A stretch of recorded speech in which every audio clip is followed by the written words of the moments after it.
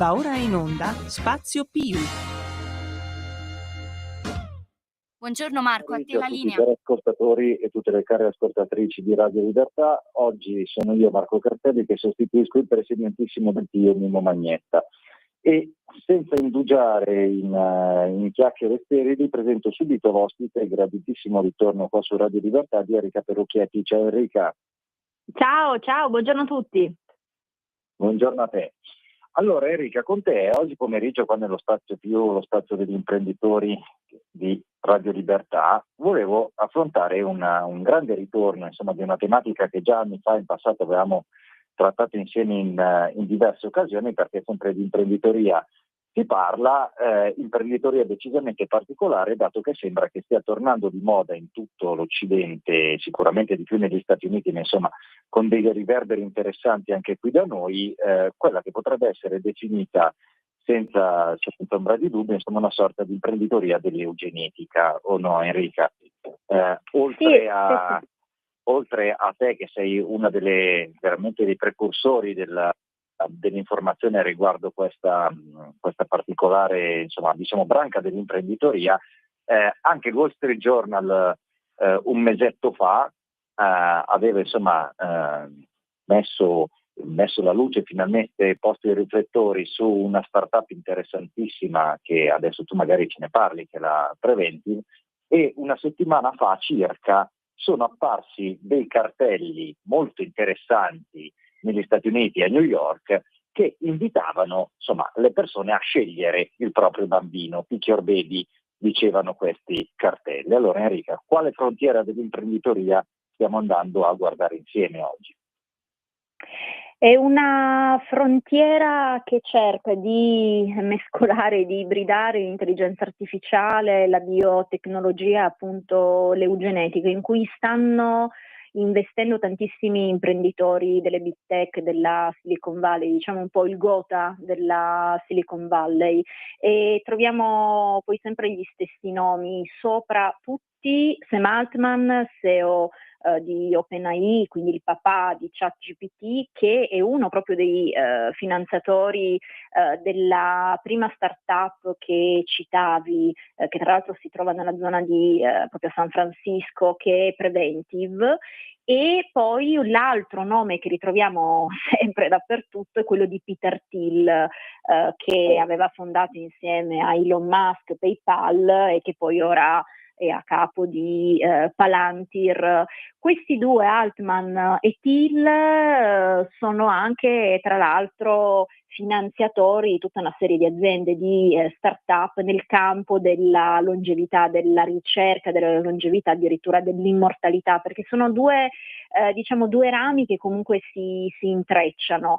Invece queste due start-up a cui facevi riferimento, Preventive e la Nucleus Genomics, offrono screening poligenici alle persone, alle coppie diciamo di committenti, per cercare di selezionare gli embrioni dei futuri nascituri, e esattamente come recitano quei cartelloni pubblicitari che sono stati affissi per tutta New York, anche nelle metropolitane, per fare in modo che i futuri genitori, che siano coppie eterosessuali o omosessuali, possano fabbricarsi il bambino su misura, andando da un lato a cercare di prevenire alcune patologie, ma dall'altro addirittura andando a scegliere l'altezza, il colore degli occhi, dei capelli e tutto il resto, quindi facendo di fatto rientrare l'eugenetica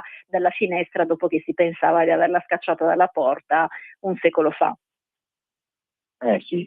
La cosa interessante che ho trovato leggendo sia i tuoi articoli sull'Indipendente che altre fonti, insomma, più che altro della stampa internazionale, è questa sorta di finestra di Overton con la quale queste realtà si pongono nei confronti sia della ricerca, quindi immagino per interfacciarsi con il mercato dei finanziatori e degli investitori, sia ovviamente al pubblico ultimo, quindi al consumatore.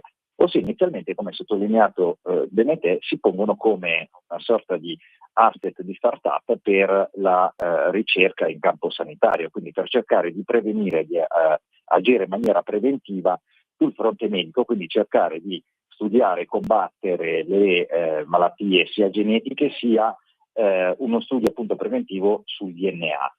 Secondo te questa è una finestra di Overton usata dichiaratamente per poi arrivare a dei fini transumanisti, oppure c'è una parte all'interno di queste realtà, di queste start-up, che realmente punta a uno studio concreto e serio attraverso anche le tecnologie e l'intelligenza artificiale per migliorare la condizione medica? Sembra una domanda retorica, ma non è, perché giustamente, come dicevi te, Peter Thiel, che è un soggetto cui magari approfondiremo un attimo insieme, e altri sono appunto abbastanza legati, per non dire fissati, alla longevità.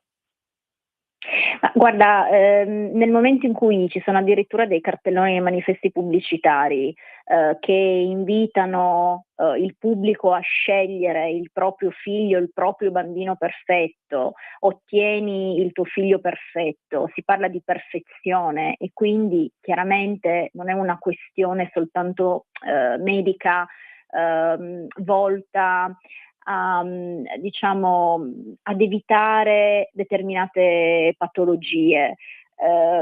Secondo me chiaramente, cioè, si sta utilizzando chiaramente, come stavi prospettando, la finestra di Overton, la teoria della gradualità, per legittimare, per giustificare gradualmente, appunto per gradi, abituando l'opinione pubblica, gli screening poligenici, ma soprattutto poi la selezione degli embrioni, che tra l'altro già in parte avviene con la maternità surrogata, con l'utero in affitto, che tra l'altro, ricordiamolo, in Italia è diventato finalmente un reato universale, per spingere sempre di più, per aprire sempre di più questa finestra e convincere l'opinione pubblica che non ci sia nulla di male nel fabbricare su misura, in provetta, il figlio perfetto, che è in realtà uno scenario assolutamente distopico e, come dicevo prima, si riporta il tema all'eugenetica.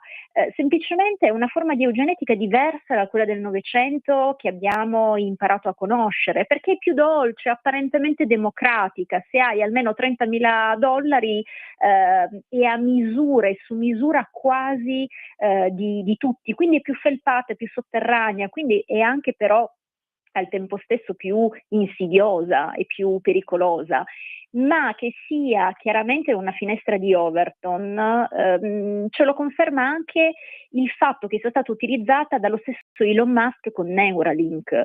Quando Musk fonda Neuralink nel 2016, specifica chiaramente che questo chip neurale serve per ibridare l'uomo con le macchine, per potenziare l'essere umano in una ipotetica battaglia futura con le macchine contro l'intelligenza artificiale, perché Elon Musk considera l'intelligenza artificiale una possibile minaccia esistenziale per il genere umano.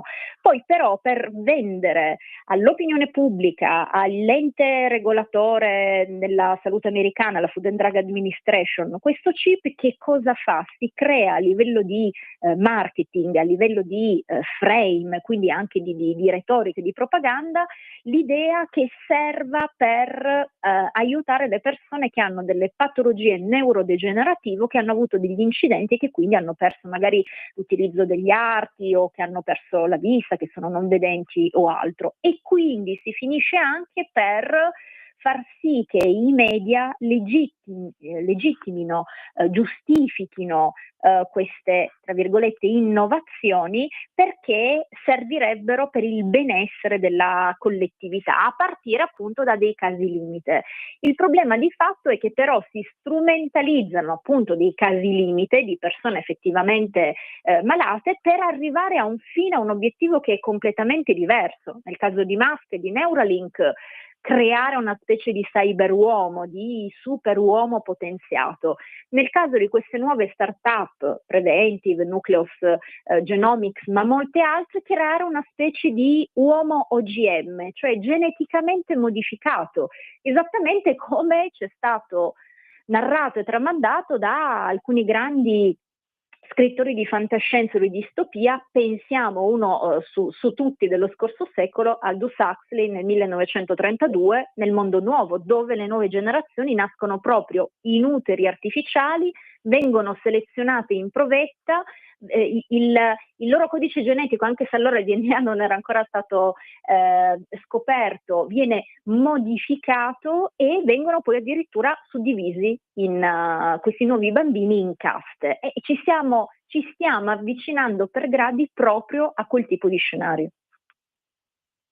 Anche perché con te mi piaceva anche toccare un concetto, perché tutto questo quadro che ci stai facendo benissimo e del quale te ne occupi da anni in maniera super meritoria, anche perché credo che in Italia tu sia stata la prima a parlare di questi temi scrivendo tanti libri, insomma, da Cyberuomo, Utero in affitto e molti altri.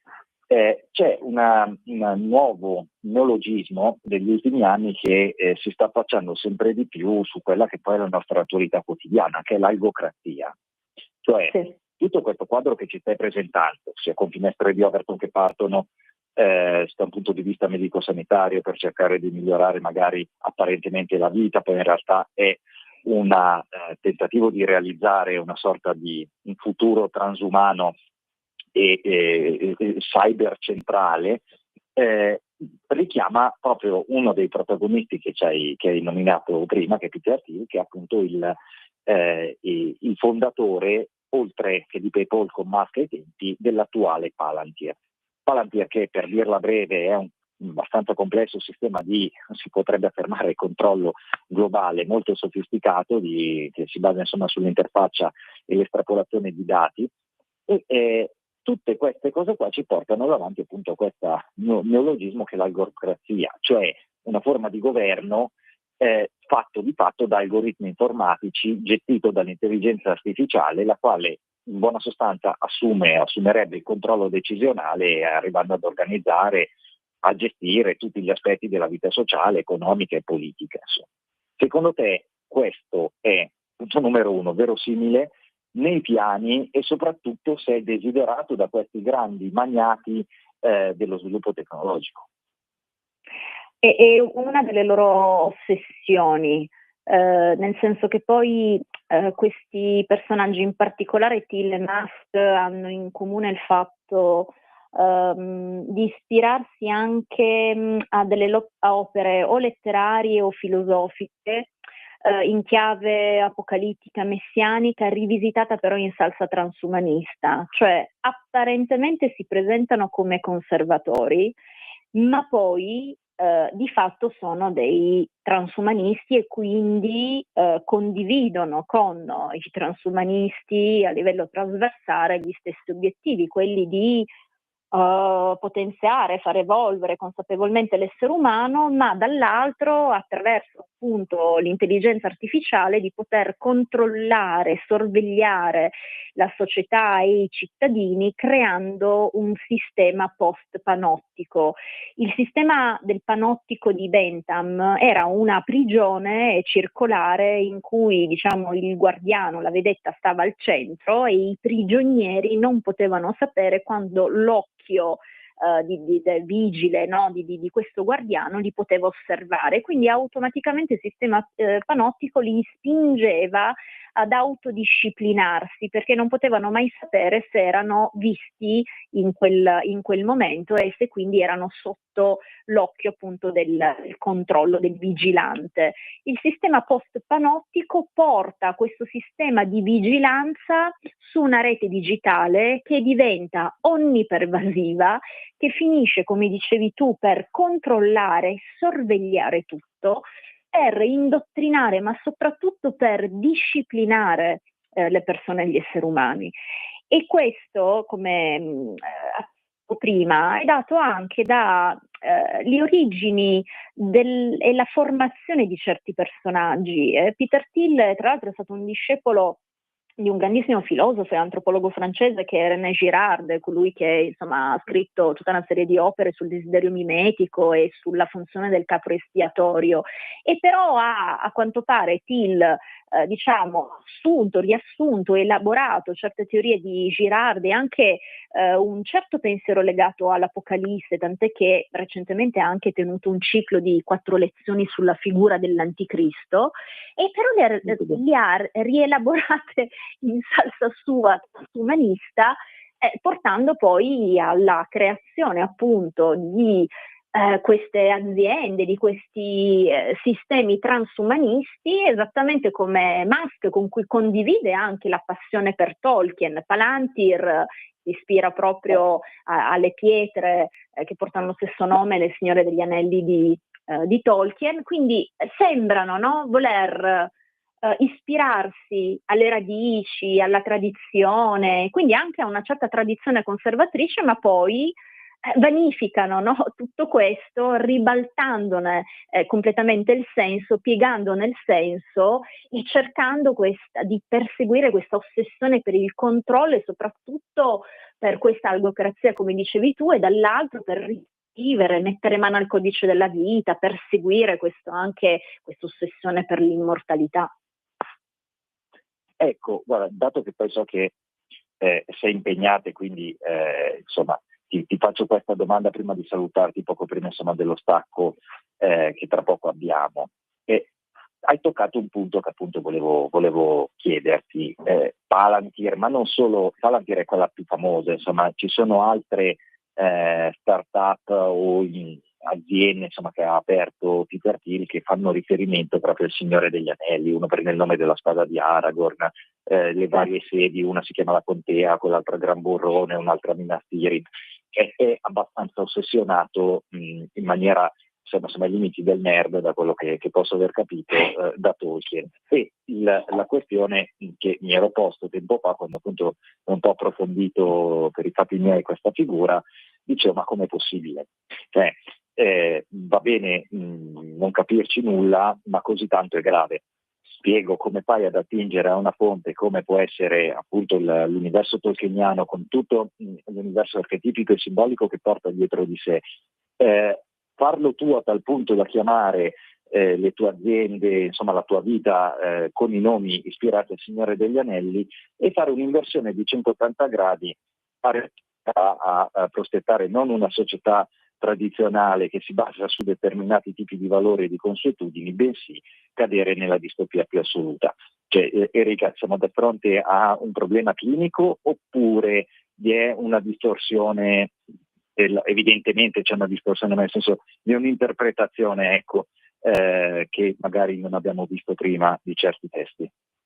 No, sicuramente Tolkien si sta rivoltando nella tomba, anche perché comunque era, oltre che un conservatore, era un cattolico ferreo. Già sono note insomma tutta una serie di dispute con lo stesso C.S. Lewis o con gli altri membri del gruppo degli Inklings, quindi non avrebbe mai accettato queste derive transumaniste, iperprogressiste. Il fatto è che comunque c'è una parte diciamo del transumanesimo che è rappresentato da uomini e donne di destra che si identificano in un pensiero conservatore, addirittura anche nicciano, superomista, e che pensano che la tecnologia possa servire per appunto migliorare la condizione umana e per potenziarla, a cui poi si associa tutto quello che ruota attorno anche al controllo e alla sorveglianza. Certo è che comunque c'è una commistione che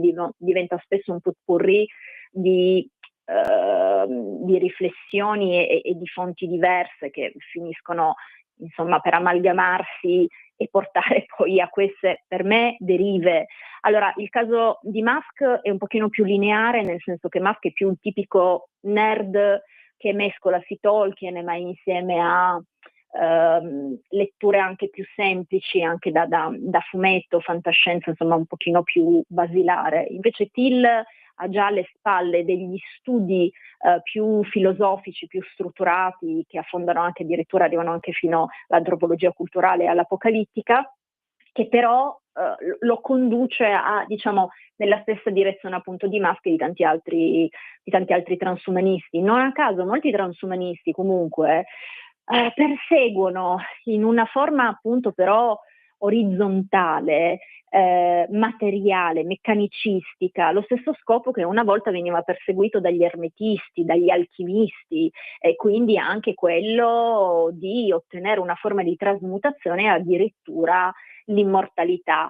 Solo che la Silicon Valley sta dando vita a una specie di alchimia sociale che di certo non porta alla trasmutazione dell'adepto, ma semmai ha un suo potenziamento fisico attraverso protesi cibernetico oppure attraverso la riscrittura del codice del DNA, attraverso l'editing genetico o altre tecniche, oppure addirittura all'immortalismo digitale con il mind uploading. Ma sono tutte scappatoie alla fine che secondo me sono anche il sintomo di non aver mai realmente afferrato il significato spirituale di certe opere e di un certo tipo di pensiero tradizionale, esoterico e sì, alla fine anche religioso. Sì, assolutamente. Guarda, l'ultima battuta prima dello stacco pubblicitario, anche telegrafica se vuoi. Secondo te, dopo l'arresto quantomeno dell'universo woke e di tutte le ideologie e anche follie che portava con sé grazie alla vittoria in particolare di Trump, vi parlo di arresto e non di blocco perché insomma mi sembrano comunque sia nonostante tutto abbastanza vivi. C'è un rischio reale di crearsi un woke cibernetico che punti sulla destra conservatrice, a partire chiaramente dagli americani e poi di riflesso anche per l'Europa e l'Occidente intero. Cioè si cambiano di pelle, si cambiano d'abito, ma i temi sono sempre quelli. Secondo te il rischio è concreto oppure sono episodici?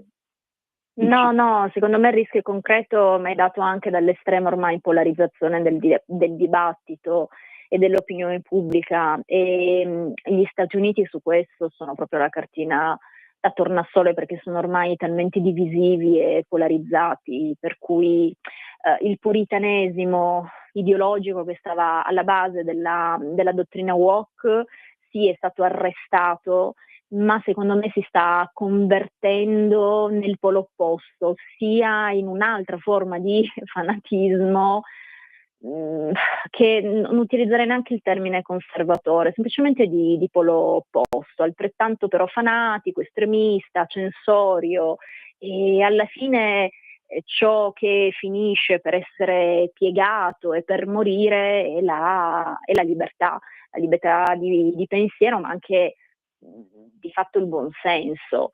E quindi ci ritroviamo semplicemente con questi personaggi, tutta una serie di personaggi come lo stesso Elon Musk che sembravano, no, volerci e doverci liberare dal gioco del politicamente corretto del woke e che però ci stanno facendo finire veramente dalla padella alla brace, e però penso che sia soprattutto dovuto a questa eccessiva polarizzazione dell'opinione pubblica che non si sta rendendo conto che da un pericolo si è passati a un altro, simile, probabilmente uguale, come dicevi tu, si è cambiata semplicemente la pelle, ma il pericolo è molto simile.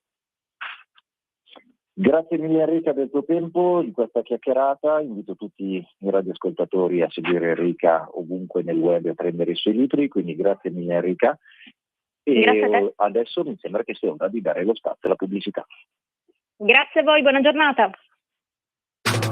Stai ascoltando Radio Libertà, la tua voce libera, senza filtri né censura. La tua radio.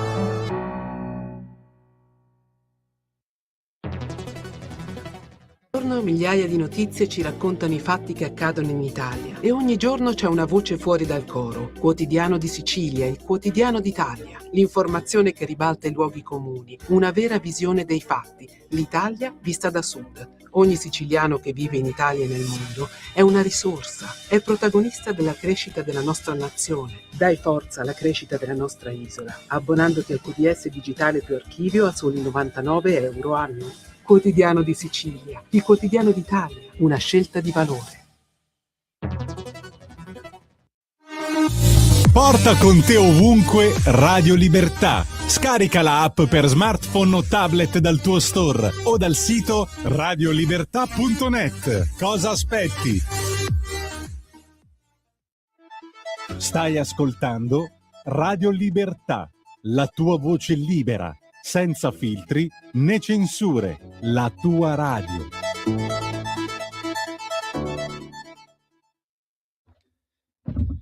Buon pomeriggio a tutte quante e a tutti quanti. Sono sempre io, sono tornato anche io.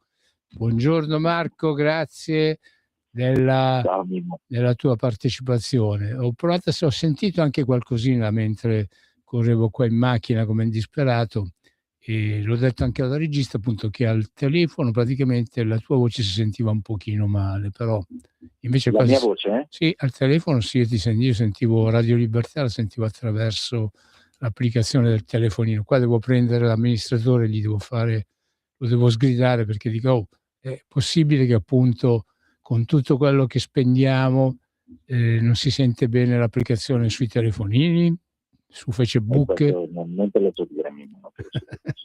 Vabbè, ho ascoltato parte degli argomenti che hai trattato con la Perucchetti, che è sempre una cara amica.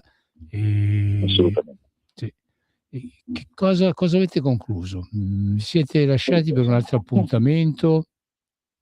No, allora non è che ci fosse un granché, anzi, se sei d'accordo mi inviterei, se vogliono i radioascoltatori, a partecipare chiamandoci in diretta per dire anche che cosa ne pensano di questi temi che sembrano sempre così distanti, e poi ci li si trova dall'oggi al domani in mezzo ai piedi, nel senso che trattavamo quello che è una nuova forma di imprenditoria, cioè nuova neanche troppo, però diciamo che è un bel ritorno di moda dell'eugenetica, con anche il Wall Street Journal e altre testate importantissime che pongono l'attenzione su delle start-up, quindi delle aziende che puntano all'innovazione tecnologica e non solo, le quali scelgono di investire su embrioni e su esseri umani, diciamo su nuovi bambini geneticamente perfetti, senza malattie, e però dai quali, insomma, se li vuoi acquistare puoi scegliere ovviamente tutte le caratteristiche fisiche. Perdona l'interruzione, Marco, ma non ci aveva già pensato qualcuno qualche decennio fa a fare una cosa del genere? Non era proprio così. Non era proprio così, diciamo che questa è una forma di imbarbarimento di un'altra cosa, ma al di là di quello, no, sì, l'aspetto eugenetico chiaramente poi progredisce, nasce in realtà, come idea, se non ricordo male, a fine 800 in Inghilterra. E poi va avanti, insomma, prende sia il Terzo Reich che l'Unione Sovietica, che oggi lo vediamo ancora attuale negli Stati Uniti. Cioè, è un'idea che è abbastanza trasversale e prende un po' tutti. Qualcosa avevano tentato anche in Svezia e in Finlandia, se non vado errato, Marco. Sì, in Europa, certo. Diciamo che il gioco, tutto il gioco verte su cercare di superare le cosiddette imperfezioni umane, che poi, insomma, al di là di problemi di disabilità o malformazioni genetiche, congenite e via dicendo, no, l'essere umano difficilmente può essere perfetto secondo un'idea molto umana, troppo umana di perfezione, per cui è una roba che non esiste, e con l'utilizzo dell'intelligenza artificiale unita alle innovazioni sulla ricerca genetica, in buona sostanza fanno laboratori in cui vendono bambini. Dato che in realtà è tornata abbastanza, cioè la storia dei cartelloni pubblicitari a New York di una settimana fa, e in questi cartelloni, come dicevamo, c'era questa immagine di un bambino e la scritta "scegliuto bambino". Insomma, tu Marco, fermola, tu il bambino, non la bambina, come la vorresti? La tua figlia, il tuo figlio ideale, quale sarebbe? Descrivimelo un po'. Anzi, descrivilo un po' a tutte le nostre ascoltatrici e i nostri ascoltatori di Radio Libertà. Ma allora, diciamo che mi piacerebbe mantenere gli occhi azzurri di famiglia, ecco, questa è una cosa che mi piace, che è un tratto distintivo. Poi sul resto direi una banalità. Naso all'insù, occhio biondo, sguardo volitivo. Su quello ti dico la verità. Magari sarei uno magari fuori moda, o forse anzi sarei controtendenza a dire guarda, che sia sano, che stia bene, via dicendo. Certo. Ecco, come desiderio si portare avanti gli occhi azzurri dei Castelli non mi dispiacerebbe. Certo. Però, anche perché gli occhi dei Castelli a partire dalla mamma e pure dal babbo e arrivare al figlio sono veramente belli. Certo che però far conto un figlio con gli occhi azzurri e i capelli neri non sarebbe manco male, Ui. No, ma io non dico niente, ma per l'amor del cielo.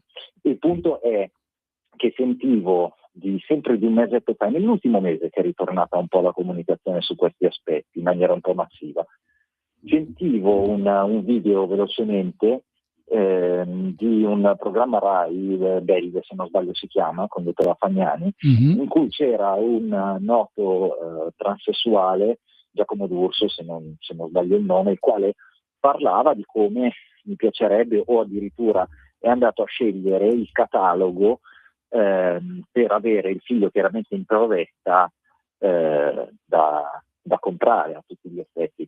E beh, non sarebbe il primo, perché mi pare che qualcuno in Puglia l'abbia fatto, insomma, se lo siano. Ma come no? E come no? C'è oltre a Nichi Vendola, c'è anche Tiziano Ferro, c'è stato anche Elton John, sono diversi. Quello che sembra adesso suscitare almeno un minimo di perplessità era insomma anche lo sguardo della Fagnani, che diceva, guarda, io più che rispondeva e diceva, più che un desiderio di maternità da parte sua, insomma mi sembra che è andato più o meno al supermercato, cioè si è scelta una sorta di Barbie come meglio le poteva andare. Ti voglio correggere, guarda che oltre a Barbie ci sta il marito di Barbie.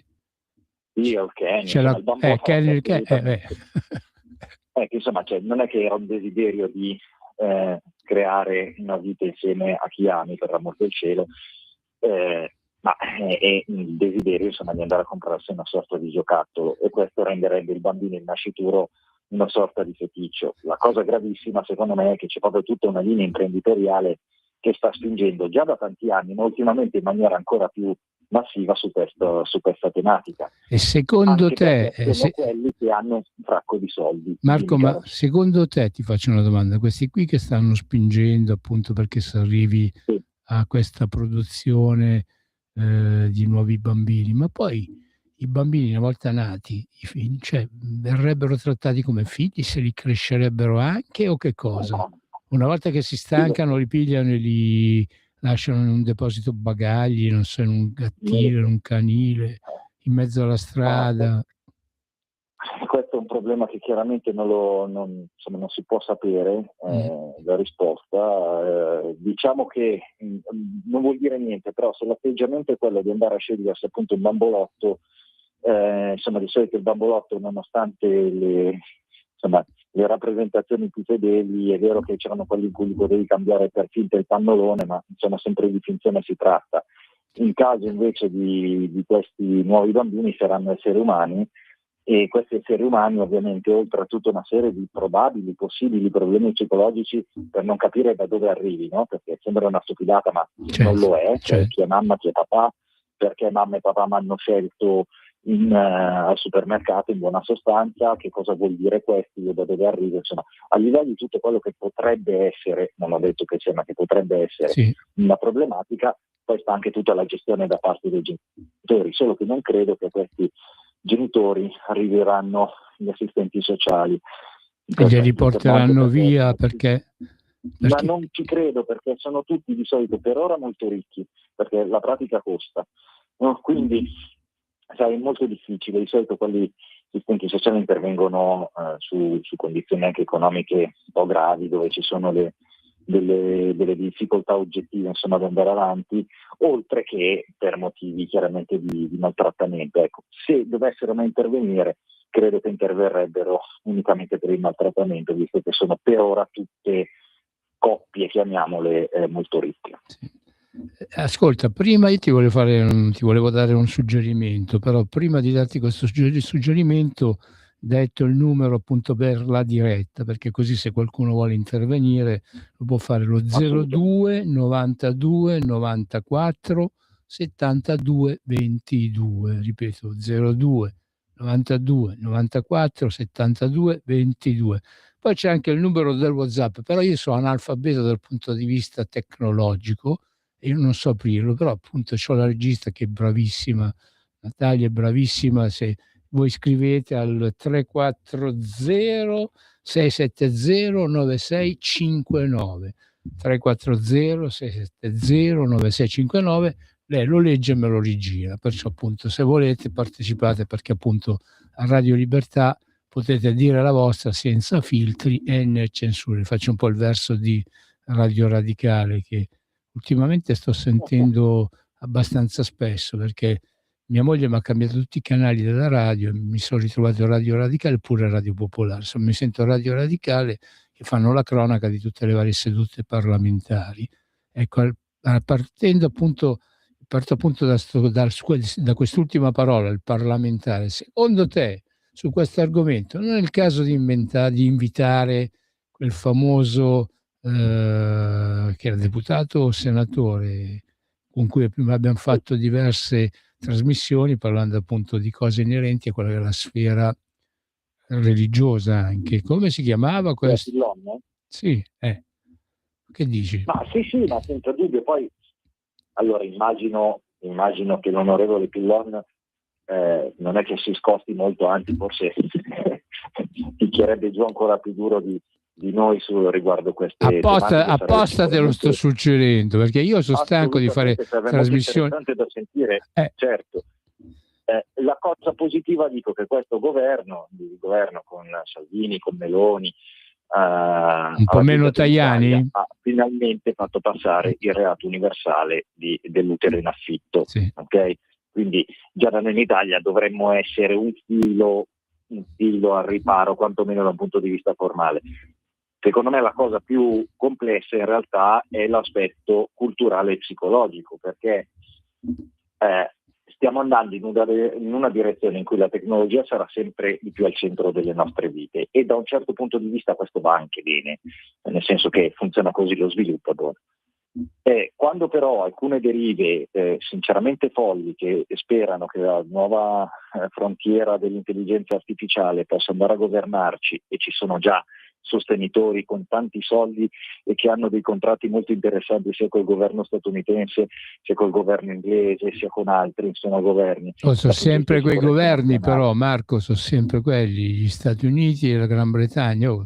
C'è sempre lo zampino loro. Ma non credere, guarda che perché sono quelli che hanno per ora il potere d'acquisto molto forte. Poi è chiaro che c'è tutto il fronte cinese che non scherza niente, che va da meno, anzi sono più avanti in certi sistemi di repressione. Vabbè, ma loro sono 1 miliardo e passa, loro che gli frega di avere... Vabbè, lo strumento per procreare figli appunto perfetti loro servirebbero, perché lo metterebbero subito, lo produrrebbero, lo commercerebbero subito, insomma, loro sono bravi in queste cose qua. Poi di fianco a questo c'è Palantir, di cui abbiamo parlato un po', abbiamo accennato con Enrica, che è di fatto un sistema, adesso la faccio molto semplice, un sistema di intelligence che nasce da questo signore Peter Thiel per andare a incrociare i dati, anche dati diversi, presi da agenzie diverse, in modo da riuscire a profilare ufficialmente le minacce in modo preventivo.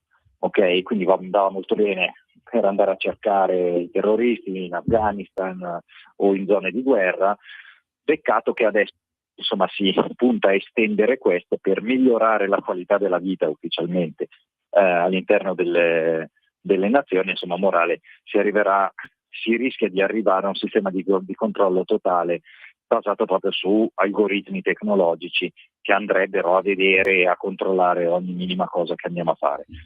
E questa cosa qua in Cina è già presente, ha nomi diversi, ha magari strutture diverse, è conosciuta come sistema dei crediti sociali, è già presente. Negli Stati Uniti fortunatamente no, non ancora, ma quello che potrebbe essere un timore, a mio avviso abbastanza fondato, è che tutto questo si andrà a realizzare proprio per un nuovo culto e anche una nuova psicologia un po' strana dell'uomo, di legare sempre di più alla tecnologia, finché non ne sarai unicamente dipendente e purtroppo schiavo. Sì, a proposito, tornare all'età della pietra. Marco, a proposito di tecnologia, così mentre tu spiegavi questa cosa qua, a me è venuto in mente che ci sono alcune volte che io penso, per esempio, alle orecchiette con la cima di rapa. Non faccio in tempo a pensarlo, ma non lo esprimo a parole, no? Lo penso solamente sul mio telefonino, mi arrivano con le pubblicità di orecchiette, di vari pastifici e le cime di rapa con la specifica compra solo le cime di rapa che fanno in Puglia, in particolar modo a Bisceglie. possibile? È possibile che ci sia già questa forma di lettura dei nostri pensieri? Cioè, Allora, l'ho sentito anche da non lo altri. so. Sui pensieri non lo so, sicuramente magari se l'hai detto è probabile che il microfono, anche quello con Enrica già tanti anni fa, insomma ne parlavamo, che era una cosa già attiva, il fatto che il microfono del telefono ascoltasse e da quello che apprende suggerisce gli acquisti in base ai principali siti o ai principali motori di ricerca. Ai tempi, si parla di prima del 2018 per capirci, Sì. ci davano dei matti e oggi è una cosa abbastanza comune e diffusa, anzi si sta andando ben oltre questa cosa, insomma questo tipo di livello, perché finché il marketing diventa fastidioso senza dubbio, Certo. ma lì si ferma. Quando poi diventa il controllo diretto della vita quotidiana di ciascuno, insomma la situazione Cambia sicuramente peggiore. un tantino. Io mi ricordo quando ero più giovane, formavo ancora qualche ragazzino, qualche ragazzina che mi stava ad ascoltare, che gli dicevo: mi raccomando, quando parlate di certe cose non parlate nemmeno vicino al telefono fisso, quello di casa, perché c'erano già, per me parlo di più di 20 anni fa, insomma, c'era già la modalità appunto di poter ascoltare quello che veniva detto nelle vicinanze dell'apparecchio telefonico in casa. Cioè, se uno si collegava a quella che era la scatola di tutti i telefoni di un palazzo, e potevano sentire appunto tutto quello che veniva detto nelle vicinanze dell'apparecchio telefonico, perché in pratica ogni telefono, parlo già appunto di 20 o 30 anni fa, era praticamente un microfono aperto verso chi era in grado appunto di ascoltarci. Questa è roba appunto dell'età della pietra, ma qua ormai siamo andati molto, ma ben oltre. E noi, scusami, visto che questa è la trasmissione del più dei professionisti imprenditori uniti, non abbiamo nulla da suggerire a chi cerca una nuova attività lavorativa?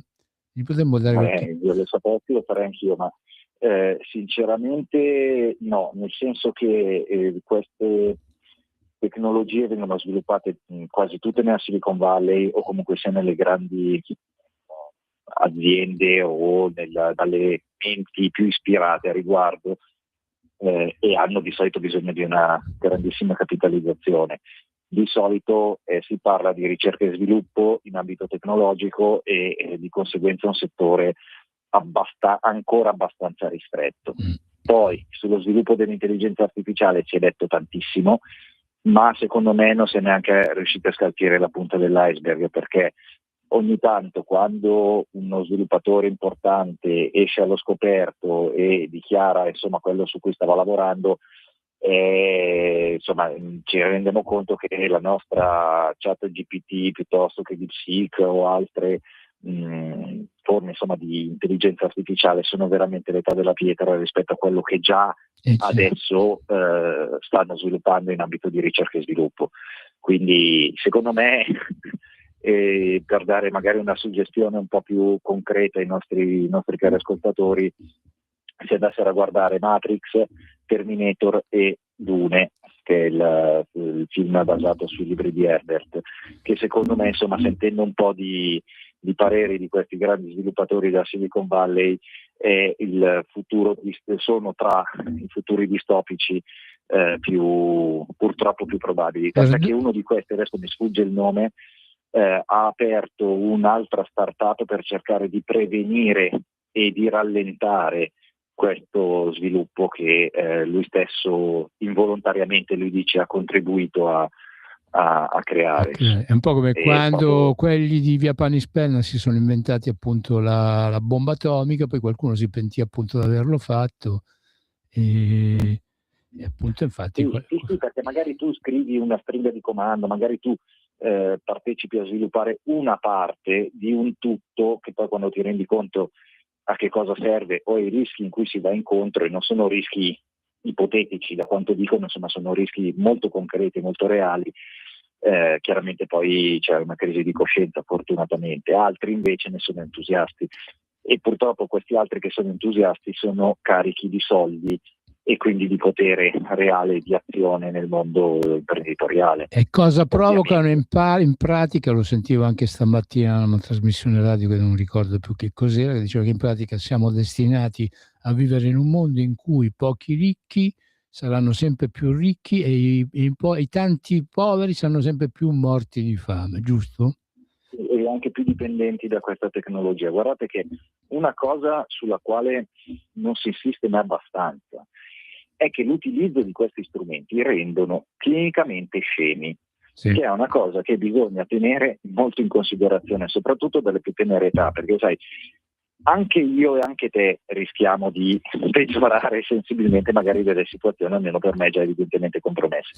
Ma per i bambini che si interfacciano subito con schermi, con interfacce semplificate, con stimoli visivi e uditivi sempre più pressanti, e oltretutto non sono più abituati a immaginare, a pensare, a creare da soli, ma soltanto con il supporto di, appunto, che sia l'intelligenza artificiale, che sia il programma o quell'altra roba, è clinico e scientifico ormai, cioè viene provato che il cervello si atrofizza.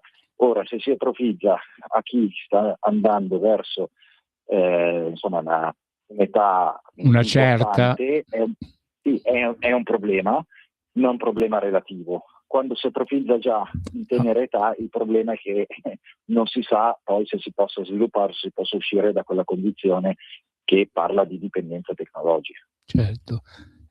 Poi va bene, in effetti poi dopo si lamentano. Aspetta, chi è stata la Finlandia o l'Australia che ha imposto il divieto ai minori di una certa età di usare il telefonino? Aiutami un po' tu. L'Australia. L'Australia.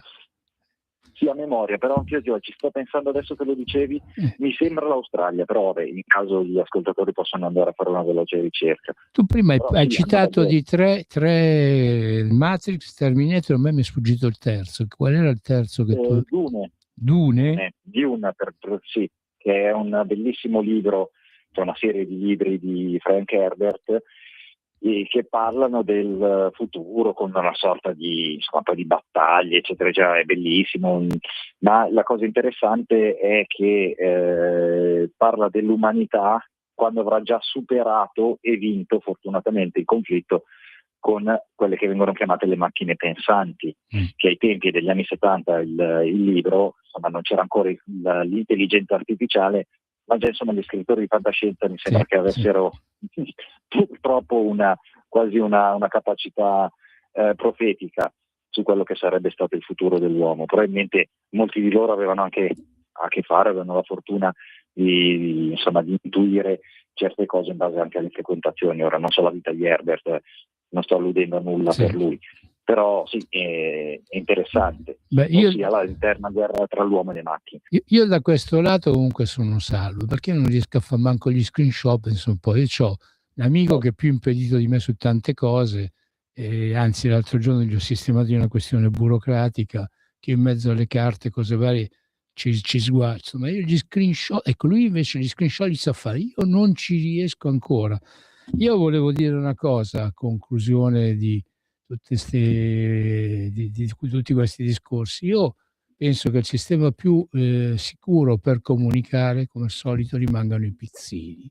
Uno li scrive su piccoli, i pizzini, uno piglia e scrive quello che è sull'app e dopodiché quando uno lo legge se lo mangia, così si nutre, si unisce l'utile al dilettevole, che l'utile è quello di non farsi ascoltare da altri, al dilettevole che si riempie lo stomaco, anche se un po' di carta, no, però meglio di niente, perché qua stiamo parlando di tutti questi massimi sistemi e ahimè questo mondo in cui noi oggi viviamo si scontra appunto con tante persone che sono entrate a far parte della schiera di numerosissimi poveri che non hanno né di mangiare tantomeno che di curarsi.